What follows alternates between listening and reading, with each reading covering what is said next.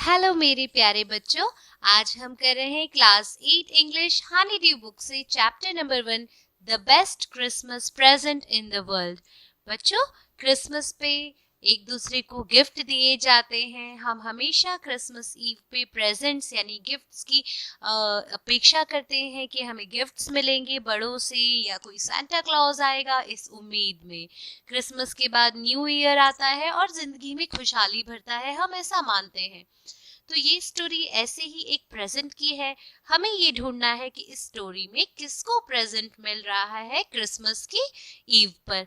तो कहानी शुरू करने से पहले हमें यहाँ पे कुछ दिया हुआ है। Before you read, there are some dates or periods of time in the history of the world that are so significant that everyone knows and remembers them.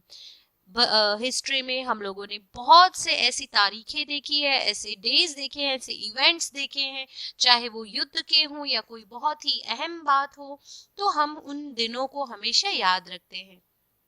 The story you will read mentions one such date and event, a war between the British and the Germans in 1914. Can you guess which war it was? तो बच्चों, यहाँ पर ये जो कहानी है ये ऐसे ही एक वॉर की है जिसमें ब्रिटिश और जर्मन्स यानी इंग्लिशमैन और जर्मन्स के बीच में युद्ध चल रहा था 1914 में। तो क्या आप बता सकते हैं, गैस कर सकते हैं कि ये किस युद्ध की बात हो रही है?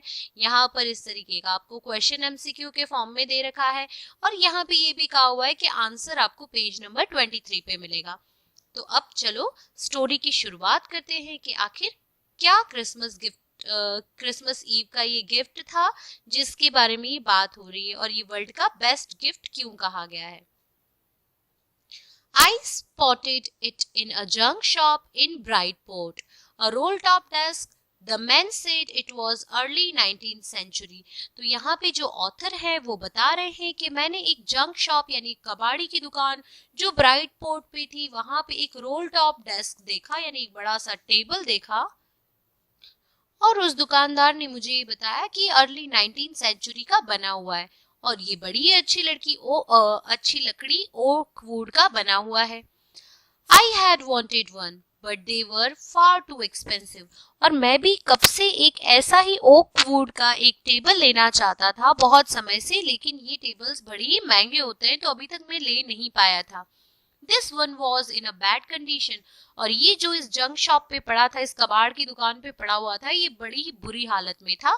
The roll top in several pieces, one lack clumsily mandate scratch marks all down one side.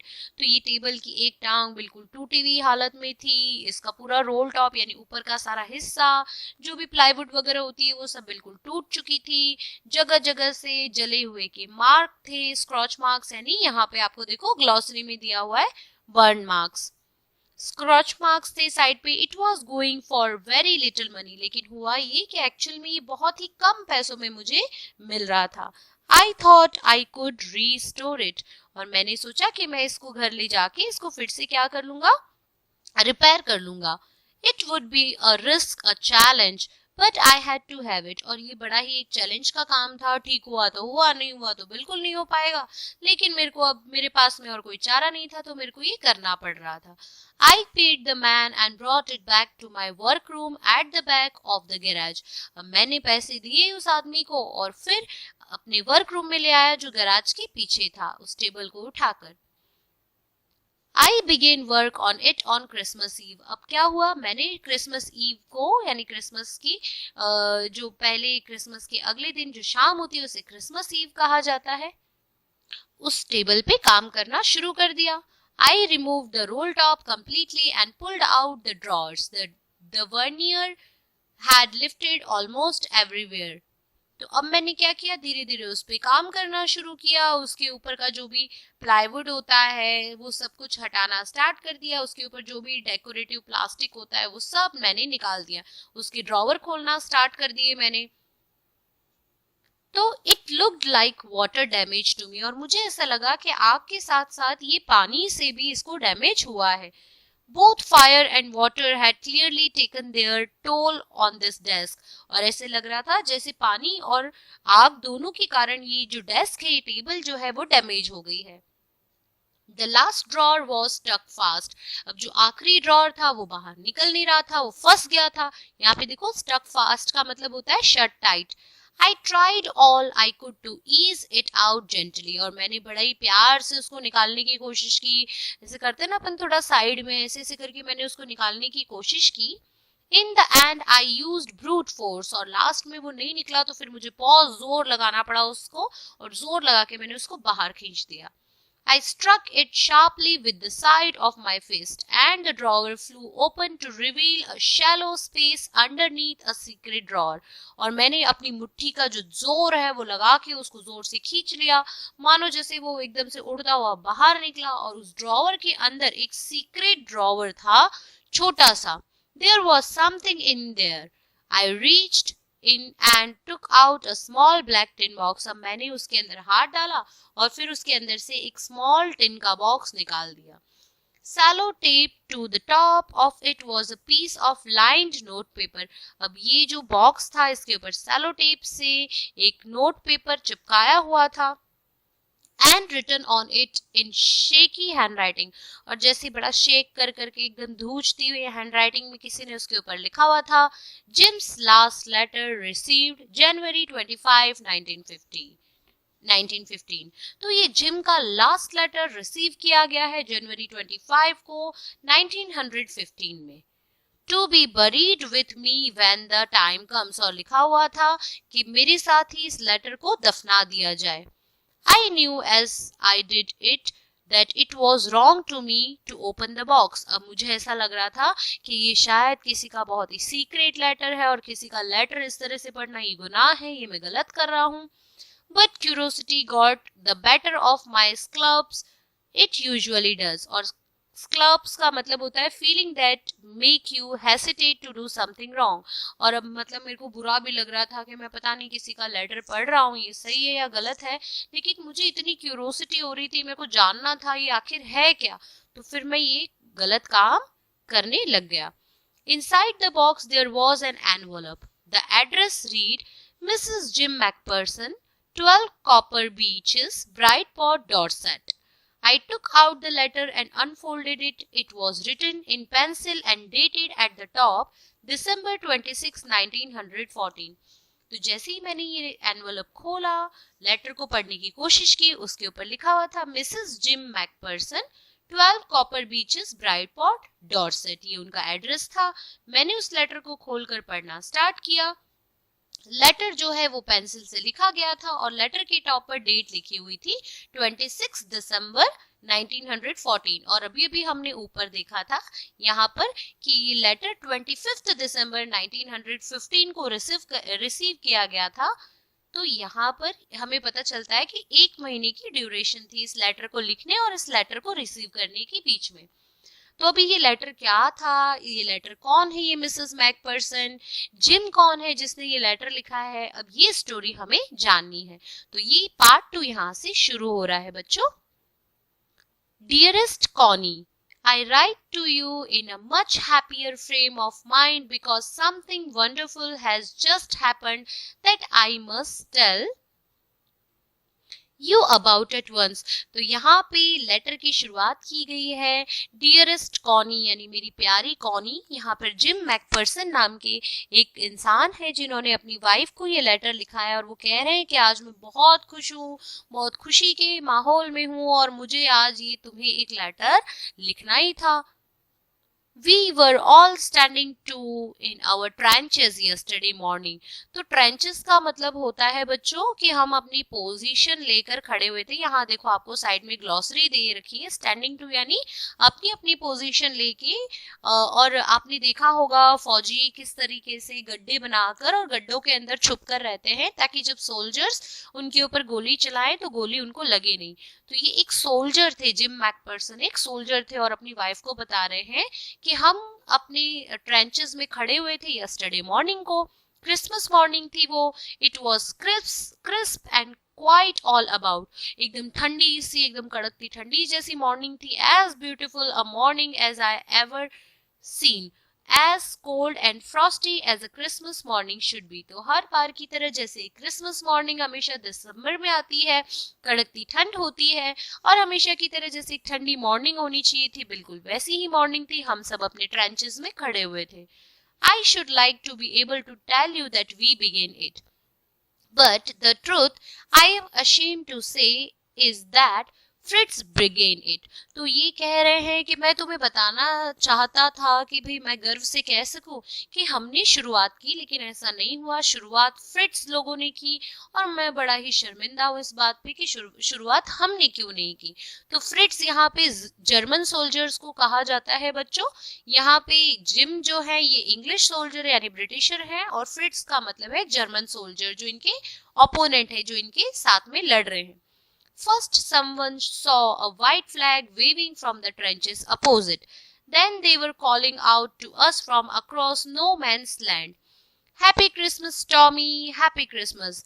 When we had got out the surprise, some of us shouted back, Same to you, Fritz! Same to you. तो अब ये जो German soldiers थे जिन्हें हम फ्रिट्स कहते थे, ये ब्रिटिश सोल्जर्स को टॉमी कहते थे, और एक्चुअली में सामने से हम लोग अपने ट्रेंचेस में थे, अचानक से हमको व्हाइट फ्लैग नजर आया, फिर वहां से कुछ लोग चिल्लाए happy Christmas Tommy, happy Christmas. तो हम लोगों को लगा कि भाई वो शांति की अपील कर रहे हैं, हमें क्रिसमस विश कर रहे हैं। हमने भी सामने उनको जवाब दे दिया कि भाई same to you Fritz, same to you. तो इस तरीके से आपस में ये दोनों जो दुश्मन हम कह सकते हैं, ये एक दूसरे को क्रिसमस विश कर रहे हैं। I thought that would be that. We all did, but then suddenly one of them was up there in his grey greatcoat and waving a white flag. Don't shoot, lads, someone shouted, and no one did. Then there was another Fritz up on the parapet and another. Keep your heads down, I told the man, it's a trick. But it wasn't. तो अब क्या हुआ, दोनों सेना में से कभी एक कोई उठकर बाहर आकर फ्लैग घुमा रहा है व्हाइट कलर का, मतलब हम अब शांति चाहते हैं, पीस चाहते हैं। तो दूसरी जो अपोनेंट टीम है वो बोल रही है कि भाई यहाँ पे कोई गोली मत चला देना। तो जो टीम है वो गोली नहीं चला रही है। तो सामने वाली सेना है उसको लग रहा है कि भाई यहाँ पे ये लोग कुछ नौटंकी कर रहे हैं और ऐसे बेवकूफ बना के कहीं गोली चला देंगे, तो भाई सब हेड डाउन कर लो, ये ट्रिक लग रही है, मतलब बेवकूफ बनाया जा रहा है हमें। तो इसके बाद देखो, one of the Germans was waving a bottle above his head. It is Christmas day, Tommy. We have snaps, we have sausage. We meet you, yes. By this time there were dozens of them walking towards us across no man's land and not a rifle between them. तो अब जो Germans थे वो कुछ bottles अपने sir पे wave कर रहे थे। वो बोल रहे थे कि भाई हमारे पास कुछ स्नैप्स है, कुछ सॉसेज है। मतलब यहाँ पर ये बता रहे हैं, देखो स्नैप्स का मतलब होता है a German drink made from grain. तो उनके पास कुछ खाने के लिए कुछ सॉसेज थे, कुछ ड्रिंक्स थे, और वो बोल रहे हैं कि हम लोग बड़ी मुश्किल से आपस में मिले हैं भाई, हम लोग साथ में मिलके कुछ टाइम स्पेंड करते। और फिर वो धीरे धीरे डजन्स यानी बहुत ज्यादा मात्रा में आने लगे। अब दोनों ये जो जर्मन्स थे और ब्रिटिशर्स थे, इनके बीच में वॉर चल रहा था, लेकिन इस टाइम पे उन दोनों के बीच में कोई राइफल नहीं थी। राइफल नहीं थी मतलब कोई भी वो लोग लड़ाई करने के मूड में नहीं थे। Little private Morris was the first up. Come on, boys, what are we waiting for? And then there was no stopping them. I was the officer. I should have stopped them there and then, I suppose. But the truth is that it never even occurred to me I should. All along their line and ours, I could see men walking slowly towards one another. Grey coats, khaki coats meeting in the middle. तो अब जब ये लोग आ रहे थे और ये लोग बोल रहे थे कि चलो भाई आ जाओ बॉयज आ जाओ, और सब एक के बाद एक आने लगे, तो मैं उनको रोक भी सकता था क्योंकि मैं ऑफिसर था। लेकिन सच कहूं दिल से कि मैंने उनको रोकने की कोशिश नहीं की, और मुझे को ऐसा लग रहा था कि ग्रे कोट्स और खाकी कोट्स के बीच में ये जो मुलाकात है बड़ी अच्छी है और मुझे इसका पार्ट होना अच्छा लग रहा था। I was part of this in the middle of the war, we were making peace. और मुझे बड़ी खुशी हो रही थी कि भाई वॉर के बीच में हम इस तरीके की शांति, इस तरीके का पीस जो है वो बना रहे हैं। You cannot imagine, dearest Connie, my feelings as I looked into the eyes of the Fritz officer who approached me hand outstretched, Hans Wolf. तो तुमको मैं बता नहीं सकता मेरी प्यारी कॉनी, वो जो फीलिंग्स थी जब मैंने उस फ्रिट्ज ऑफिसर की आंखों में आंखें डाल के देखी और उसने मुझे हैंस वुल्फ कहा। He said gripping my hand, warmly holding it, I am from Dusseldorf, I play the cello in the orchestra, happy Christmas. अब उसने मेरे को बताया कि मैं सेलो यानी एक म्यूजिकल इंस्ट्रूमेंट भी बजाता हूँ और मैं बड़ा ही खुश हूँ। उसने मेरा हाथ बड़े प्यार से पकड़ा और मुझे हैप्पी क्रिसमस विश किया। Captain Jim Macpherson, I replied, and a happy Christmas to you too. अब जैसे इंट्रोडक्शन देते ना, तो इसने भी अपना हाथ आगे बढ़ाया और उससे हाथ मिलाया और कहा कि भाई मेरा नाम कैप्टन जिम मैकपर्सन है और आपको भी happy Christmas. I am a school teacher from Dorset in the west of England. और मैंने अपना इंट्रोडक्शन देते हुए कहा कि भाई मैं एक स्कूल टीचर हूँ डॉर्सेट में और ये वेस्ट इंग्लैंड में आता है। Ah, Dorset, he smiled, I know this place, I know it very well. उसने कहा कि भाई डॉर्सेट, डॉर्सेट तो मैं जानता हूँ। उसने स्माइल देते हुए कहा। We shared my room ration and his excellent sausage, and we talked. Connie, how we talked! He spoke almost perfect English. तो हम दोनों ने बैठ के बातें की, हमने अपना सॉसेज वगैरह शेयर किया, फिर हमने बहुत सारी बातें की और कॉनी वो पता नहीं कैसे इतनी अच्छी परफेक्ट इंग्लिश बोल रहा था, मतलब मैं तो देखते ही रह गया। But it turned out that he had never set foot in Dorset, never even been to England. He had learned all he knew of England from school. और फिर बाद में मुझे पता चला कि वो डॉर्सेट के बारे में जानता था, मगर वो डॉर्सेट कभी गया ही नहीं है। वो तो इंग्लैंड कभी आया ही नहीं है और ना ही उसने ये सब कुछ कभी देखा है। उसने ये सारी चीजें उसके स्कूल में से सीखी हैं, and from reading books in English. और ये सारी इंग्लिश बोलना और ये सब भी उसने इंग्लिश बुक्स पढ़ पढ़ के सीखा है। His favorite writer was Thomas Hardy. His favorite book, Far from the Madding Crowd. So out there is no man's land. We talked of Bathsheba and Gabriel Oak and Sergeant Troy and Dorset. तो हमने इन सभी की बातें की, sergeant Troy और इन सब की ये जो बुक्स थी बड़ी बड़ी अच्छी अच्छी बुक्स, इन सब के बारे में बातें की। और नो मैंस लैंड का मतलब होता है बच्चों ऐसी जगह जहां पे कोई इंसान मतलब सिविलियन ही नहीं था, सिर्फ ये आर्मी के ऑफिसर्स लोग थे जो युद्ध के लिए वहां पर इकट्ठे हुए थे। He had a wife and one son, both just 6 months ago. Born just 6 months ago. तो उसकी एक वाइफ थी और उसका एक बेटा था जो बस अभी 6 महीने पहले ही जन्मा था। As I looked about me, there were huddles of khaki and grey everywhere. तो जैसे ही मैंने अपने आसपास देखा वहां पे सिर्फ खाकी और ग्रे यानी ब्रिटिशर्स और जर्मन सब आसपास मुझे दिखाई दे रहे थे। All over no man's land, smoking, laughing, talking, drinking, eating. तो वहां पे मैंने देखा कि कोई खा रहा है, कोई पी रहा है, कोई स्मोक कर रहा है, मतलब सब लोग एकदम आनंद में थे, मजे में थे। Hans Wolf and I shared what was left of your wonderful Christmas cake, Connie, और मैंने उसके साथ में तुमने जो दिया था वो वंडरफुल क्रिसमस केक उसके साथ में शेयर कर लिया। He thought that marzipan was the best he had ever tasted. I agreed. We agreed about everything, and he was my enemy. There never was a Christmas party like it, Connie. और marzipan का मतलब होता है एक sweet covering on a cake made from sugar, eggs and almonds. तो उसने कहा कि भाई marzipan जो सबसे बढ़िया केक मैंने आज तक टेस्ट किया है वो सबसे बढ़िया होता है, और मैं भी इस बात पे एग्री था। और मैं तुम्हें कैसे बताऊं कॉनी, आज तक मैंने कभी सोचा नहीं था कि एक दुश्मन के साथ में क्रिसमस ईव की पार्टी, मतलब ये तो बिल्कुल आज तक ऐसा कभी सोचा ही नहीं था और वो वाली बात हो गई। Then someone I don't know who brought out a football. Great coats were dumped in piles to make goal post. अब क्या हो गया कि कोई पता नहीं कौन लेके आ गया, एक फुटबॉल लेके आ गया और ग्रेट कोट्स वाले सबके सब इकट्ठा हो गए गोल पोस्ट बन के। And the next thing we knew it was Tommy against Fritz. अब क्या हो गया, टॉमी और फ्रिट्स एक दूसरे के अगेंस्ट मैच को खेलने लगे। Hans Wolf and I looked on and cheered, clapping our hands and stamping our feet. तो अब जो ये स्नो मैंस लैंड में फुटबॉल की मैच स्टार्ट हो गई। हैंस वुल्फ और मैंने चीयर किया, क्लैप किया और हम लोग अपनी जो फीट होती है उसको नीचे जमीन पे पछाड़ने लगे, चीयर अप करने लगे, हमें जोश आ गया। To keep out the cold as much as anything. There was a moment when I noticed our breaths mingling in the air between us. He saw it too and smiled. Jim McPherson, he said after a while, I think this is how we should resolve this war. तो अब हम लोग इस match में, football के match में इतना खो गए थे, चेयर कर रहे थे और हमारी सांसें जो हैं बड़ी गहरी होती जा रही थी, हम एक दूसरे की आंखों में देख रहे थे। और अचानक से उसने कहा एक मोमेंट पे कि भाई जिम मैकपर्सन, ऐसा नहीं लगता कि बस हम इस वॉर को यहीं खत्म कर दें? A football match, no one dies in a football match, no children are orphaned, no wives become widows.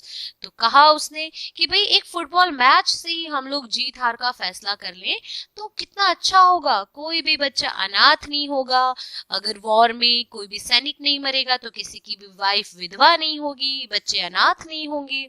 ये उसने बहुत बढ़िया बात कही। I would prefer cricket, I told him. मैंने कहा कि यार फुटबॉल से अच्छा क्रिकेट का मैच रख लो, क्योंकि जो जर्मन्स होते हैं वो फुटबॉल बहुत अच्छी खेलते हैं, ब्रिटिशर्स जो थे वो क्रिकेट बहुत अच्छी खेलते हैं। I told him. Then we Tommies could be sure of winning probably. उसने कहा कि अगर भाई क्रिकेट रख लोगे तो फिर शायद हम जीत जाएंगे। We laughed at that and together we watched the game sad to say. और फिर हम दोनों हंस पड़े और हमने साथ में गेम खेला। अब बहुत सैड टू से कि भाई अब कॉनी मैं बड़ा दुखी हूँ तुमको बताते हुए, फ्रिट्ज वॉन, भाई वो लोग जीत गए 2-1, उनके 2 गोल थे, हमारा एक ही गोल था। But as Hans Wolf generously said, our goal was wider than theirs so it wasn't quite fair. और हमारा जो गोल था वो उनसे ज्यादा मतलब बड़ा था, वाइडर था, तो उनको ऐसा लगा कि भाई हाँ शायद हमारे साथ फेयर नहीं हुआ है, और लेकिन उन्होंने हमारी फिर भी तारीफ की। The time came, and all too soon, when the game was finished, the snaps and the rum and the sausage had long since run out, and we knew it was all over. अब ये game खत्म हो गया, हमारे खाने पीने की चीजें सब, जो हम पार्टी कर रहे थे, हमारा रम जो हम पी रहे थे, वो सब कुछ खत्म हो गया और अब मतलब जाने का समय आ गया, अलग होने का समय आ गया, ऐसा लग रहा था। I wished Hans well and told him I hoped he would see his family again soon, that the fighting would end and we could all go home. अब मैंने उसको हैंस वुल्फ को कहा कि भाई जल्दी ही ये वॉर खत्म हो जाए और तुम अपने परिवार को देख सको, ये फाइटिंग खत्म हो जाए और हर फौजी अपने अपने घर जा सके, मैं ऐसी ही दुआ करता हूँ। ये मैंने हैंस वुल्फ को कहा। I think that is what every soldier wants on both sides, Hans Wolf said. अब हैंस वुल्फ ने कहा कि हाँ भाई हर एक सोल्जर, चाहे वो इस साइड का हो या उस साइड का, सब यही सोचते हैं कि वॉर वगैरह जल्दी खत्म हो, वो अपने घर जा सके। Take care Jim Macpherson, I shall never forget this moment nor you. अब उसने कहा कि भाई जिम मैकपर्सन तुम अपना ख्याल रखना, मैं ये जो आज हमने टाइम स्पेंड किया है ये कभी भी नहीं भूलूंगा। He saluted and walked away from me slowly, unwillingly I felt. और उसने क्या किया, मुझे सल्यूट किया और फिर धीरे धीरे वहां से निकलने लगा, अनविलिंगली यानी बेमन से, जैसे कि उसका जाने का मन ही ना हो, ऐसा मुझे महसूस हुआ। He turned to wave just once and then became one of the hundreds of grey-coated men drifting back towards their trenches. अब वो जितने भी सिपाही यहाँ पे आए थे वो सारे के सारे अपने ट्रेंचेस में जाने लगे और फिर से वही की वही बातें जैसे शुरू हो गई। That night back in our dugouts, we heard them singing a carol and singing it quite beautifully. और उस रात को हम अपने अपने डगआउट्स में, डगआउट्स का मतलब होता है, यहाँ पे देखो दिया हुआ है, a shelter for soldiers made by digging a hole in the ground and covering it.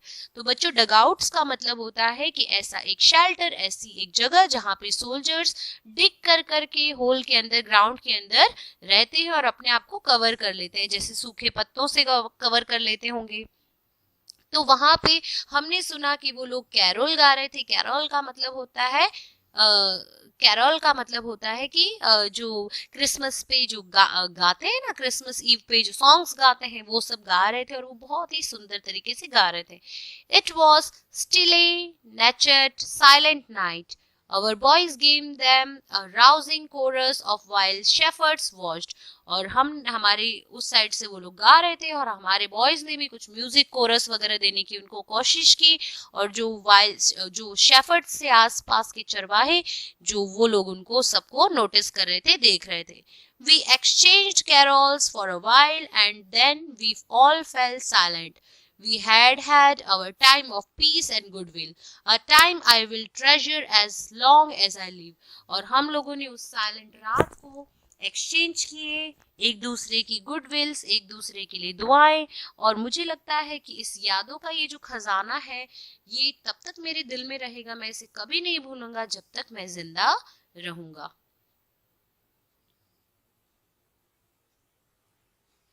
Dearest Connie, by Christmas time next year, this war will be nothing but a distant and terrible memory. I know from all that happened today how much both armies long for peace. We shall be together again soon, I am sure of it. और Connie, मुझे ऐसे लगता है कि अगले साल की Christmas जब आएगी तब तक ये war, this war will be nothing but a distant and terrible memory. और ये मेमोरी जो है ये खत्म हो जाएगी, ये जो युद्ध वगैरह हुआ था. लेकिन मुझे ऐसा लग रहा है कि हम दोनों आर्मीज के बीच में पीस हो जाएगा और हम सब एक हो जाएंगे. Your loving gym. तो यहाँ पे इस जिम मैकपर्सन ने ये लेटर लिखा था अपनी वाइफ को, जिससे वो बहुत प्यार करते थे, कॉनी को. अब देखो बच्चों, ये लेटर तो उन्होंने लिखा था. अब इस लेटर का क्या करता है हमारा ऑथर, उसको समझते हैं. तो पार्ट 3 स्टार्ट हो रहा है स्टोरी का. I folded the letter again and slipped it carefully back into its envelope. मैंने उस लेटर को ढंग से बंद कर दिया जैसे वो बंद था और उसे वापस से एनवेलप में डाल दिया. I kept awake all night. और मैं रात भर सो नहीं पाया. By morning I knew what I had to do. और मुझे ऐसा लगा कि भाई मुझे सुबह उठते ही फटाक से जाना है और उस कॉनी को, यानी जो मिसेस जिम मैकपर्सन थी, उनको ये लेटर पहुंचाना है. I drove into Brightport, just a few miles away. I asked a boy walking his dog where Cooper Beaches was. अब जो उनका एड्रेस था वहां पे मैंने क्या किया, जाके पता लगाया कि भाई ये कूपर बीचेस कहाँ है. House number 12 turned out to be nothing but a burned out shell. The roof gaping, the windows boarded up. तो अब जैसे ही मैं हाउस नंबर 12 में पहुंचा तो मैंने देखा वहां तो कुछ था ही नहीं. पूरा का पूरा घर जल चुका था. रूफ वगैरह यानी उनका जो शेड वगैरह था वो सब टूट गया था. विंडोज मतलब कुछ भी थी नहीं. तो मैंने क्या किया, I knocked at the house next door and asked if anyone knew the whereabouts of a Mrs Macpherson. तो मैंने पड़ोसियों के जाके गेट खटखटाए और मैंने उनसे पूछा कि भाई कोई जानता है मिसेस मैकपर्सन के बारे में कि वो कहाँ है. Oh, yes, said the old man in his slippers. He knew her well. A lovely old lady, he told me, a bit muddle-headed. तो पड़ोस में रहने वाले एक बूढ़े आदमी ने बताया कि हाँ भाई वो उस ओल्ड लेडी को, लवली ओल्ड लेडी को जानते थे और उन्होंने उसके बारे में मुझे बताया. Muddled headed, but at her age she was entitled to be, wasn't she? तो मडल हेडेड का मतलब होता है बच्चों कंफ्यूज. मतलब वो कंफ्यूज्ड थे थोड़े से उसके बारे में, लेकिन उन्होंने उसके बारे में थोड़ा सा बता दिया. 101 years old. She had been in the house when it caught fire. तो वो बता रहे हैं कि वो 101 साल की लेडी है और वो घर में थी जब इस घर में आग लग गई थी. No one really knew how the fire had started, but it could well have been candles. और किसी को अंदाजा ही नहीं लगा, किसी को पता ही नहीं है कि घर में आग कैसे लग गई, लेकिन शायद ऐसा लगता है कि भाई कैंडल्स के कारण आग लगी होगी. She used candles rather than electricity. क्योंकि वो जो लेडी थी उसे इलेक्ट्रिसिटी से ज्यादा कैंडल यूज करना पसंद था. Because she always thought electricity was too expensive. क्योंकि उसको लगता था कि इलेक्ट्रिसिटी बड़ी ही महंगी है, उससे बेटर है candles. The fireman had got her out just in time. She was in a nursing home now. He told me Burlington house on the Dorchester road on the other side of town. तो उन्होंने बताया कि भाई वो अभी एक nursing home में है जो बर्लिंगटन हाउस के नाम से जाना जाता है, डॉर्चेस्टर रोड जो है अपोजिट साइड ऑफ टाउन में। तो उसको वहां ले जाया गया है, ये उस बूढ़े आदमी ने, उस बूढ़े नेबर ने बताया। अब देखते हैं आगे क्या करता है author. I found Burlington house nursing home easily enough, और मेरे को ये बर्लिंगटन नर्सिंग होम जो था ये बड़ी आसानी से मिल गया। There were paper chains up in the hallway and lighted Christmas tree stood in the corner with a loop-sided angel on top। तो अब क्रिसमस का दिन था, ये गया वहां पर बर्लिंगटन हाउस में, वहां पे पूरी की पूरी सजावट हो रखी थी क्रिसमस डे सेलिब्रेशन की। I said I was a friend come to visit Mrs Macpherson to bring her a Christmas present. और वहां पे लिखवाते हैं ना, कहीं पे भी अपन जाते हैं तो वहां पे पूछा जाता है भाई आप क्यों आए हैं, तो मैंने वहां पे विजिटर्स डायरी में लिखवाया कि मैं एक फ्रेंड हूँ जो मिसेस मैकपर्सन से मिलने आया हूँ और उनके लिए क्रिसमस प्रेजेंट लेकर आया हूँ। I could see through into the dining room where everyone was wearing a paper hat and singing। तो मैं देख सकता था वहाँ खड़ा खड़ा जो कहते हैं ना रिसेप्शन रूम में से, तो वहां से देखा तो सबके सब पेपर की हैट पहने हुए थे और सब गाना गा रहे थे। The matron had a hat on too and seemed happy enough to see me। जो मैट्रन थी उन्होंने भी, उनको भी ऐसा लगा होगा कि भाई आज तक तो मिसेस मैकपर्सन से कोई मिलने नहीं आया, आज क्रिसमस डे के दिन कोई मिलने आया है, उनके लिए प्रेजेंट भी लाया है, तो वो भी बड़ी खुश थी। She even offered me a mince pie। She walked me along the corridor।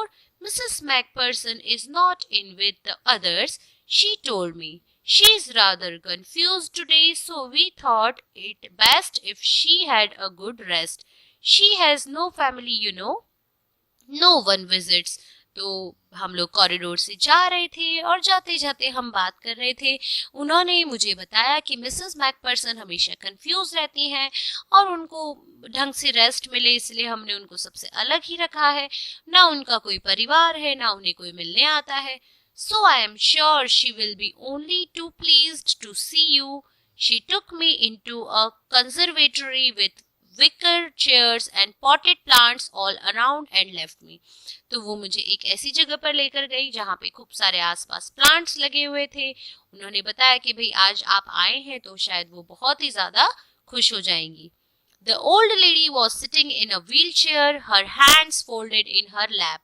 She had silver white hair pinned into a wispy bun।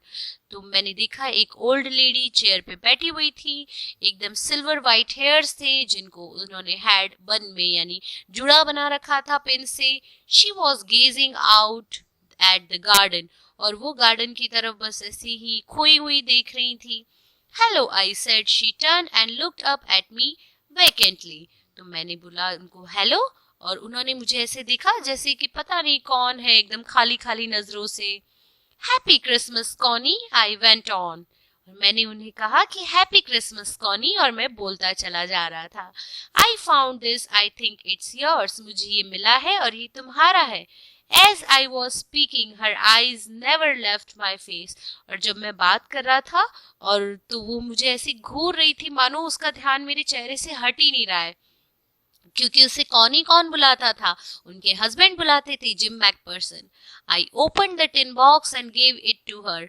That was the moment her eyes lit up with recognition and her face became suffused with a sudden glow of happiness। और जैसे ही वो डब्बा उन्हें मिला तो उसने जैसे ही वो डब्बा देखा और एकदम से उसकी आंखों में वो चमक आ गई, वो इतनी खुश हो गई और उसने मेरे को जैसे पहचान लिया हो, उसका जो चेहरा था वो एकदम खिल उठा। आई एक्सप्लेन्ड अबाउट द डेस्क, और मैं उसे उस डेस्क के बारे में बता रहा था कि भाई किस तरीके से मुझे वो डेस्क मिली, उसमें से वो लेटर मिला, ये सब मैं उसको बता रहा था। About how I found it, but I don't think she was listening. और मुझे ऐसा लग रहा था कि मैं बोलते जा रहा था लेकिन वो कुछ भी सुन नहीं रही थी। She said nothing but stroked the letter tenderly with her fingertips. और उसने कुछ भी नहीं कहा, उसने बस अपने फिंगर टिप से बार बार वो उस लेटर को टच किए जा रही थी. Suddenly she reached out and took my hand. Her eyes were filled with tears. और एकदम से वो मेरी तरफ थोड़ी सी आगे बढ़ी, मेरे हाथों को पकड़ा और उसकी आंखों में जैसे पानी आ गया हो. You told me you would come home by Christmas, dearest, she said, and here you are, the best Christmas present in the world. Come closer, Jim dear, sit down. तो ऐसा लग रहा था कि जैसे उस लेडी को, कॉनी को, ये जो ऑथर आए हैं इसमें जिम दिखाई दे रहा है और इन्होंने उसको हाथ पकड़ के ऑथर को बिल्कुल अपने करीब किया और कहा कि तुमने कहा था कि तुम क्रिसमस पे आओगे जिम डियरेस्ट, मेरे प्यारे, इधर आओ, मेरे पास आओ और यहाँ पे आके बैठो. I sat down beside her and she kissed my cheek. I read your letter so often, Jim, every day. और मैं उसके पास जाकर बैठा, उसने मेरे गाल पे किस किया और कहा कि मैं तुम्हारा लेटर रोज पढ़ती हूँ gym. I wanted to hear your voice in my head. It always made me feel you were with me. मैं हमेशा से तुम्हारी आवाज सुनना चाहती हूँ और तुम जब भी बोलते हो, तुम्हारी आवाज सुन के या तुम्हारा लेटर पढ़ के मुझे लगता है कि जैसे तुम मेरे साथ हो हर वक्त. And now you are back. You can read it to me yourself. Would you do that for me, Jim dear? और आज तुम मेरे साथ हो, मेरे पास हो, तो तुम क्या मेरे लिए लेटर तुम पढ़ोगे? I just want to hear your voice again. I would love that so much. And then perhaps we will have some tea. I have made you a nice Christmas cake. Marzipan. All around. I know how much you love marzipan. तो उसने बोला कि क्या तुम मुझे पढ़ के तुम्हारी आवाज में सुनाओगे? फिर मैं तुम्हारे लिए चाय बनाऊंगी, तुम्हारा फेवरेट केक बनाऊंगी, marzipan जो तुम्हें सबसे ज्यादा पसंद है. तो इस तरीके से यहाँ पे ये कहानी खत्म होती है. माइकल मोरपेरागो ने ये ऑथर हैं, उन्होंने ये स्टोरी लिखी है कि किस तरीके से दो हस्बैंड वाइफ एक दूसरे से इतना प्यार करते हैं. कॉनी जो अपने हस्बैंड से प्यार करती हैं, एक हादसे में वो हादसे का शिकार हो जाती हैं और उनकी यादें हमेशा के लिए वो कैद हो जाती हैं, अपने हस्बैंड का इंतज़ार करती हैं. वो इतनी बूढ़ी हो गई हैं कि उन्हें समझ ही नहीं आ रहा है कि उनके हस्बैंड नहीं बल्कि एक ऑथर आया है. और ये एकदम एक प्यार की निशानी की स्टोरी है. और अगर किसी वाइफ को जो उम्मीद में है कि भाई उनके हस्बैंड आएंगे, उनको उनका लेटर मिल जाता है, तो इससे ज़्यादा बेस्ट क्रिसमस का प्रेजेंट क्या होता है. तो बच्चों यही है ये बहुत ही खूबसूरत सी स्टोरी. अगर स्टोरी अच्छी लगी हो, समझ में आई हो, तो please like, share and subscribe your favourite channel knowledge is wisdom.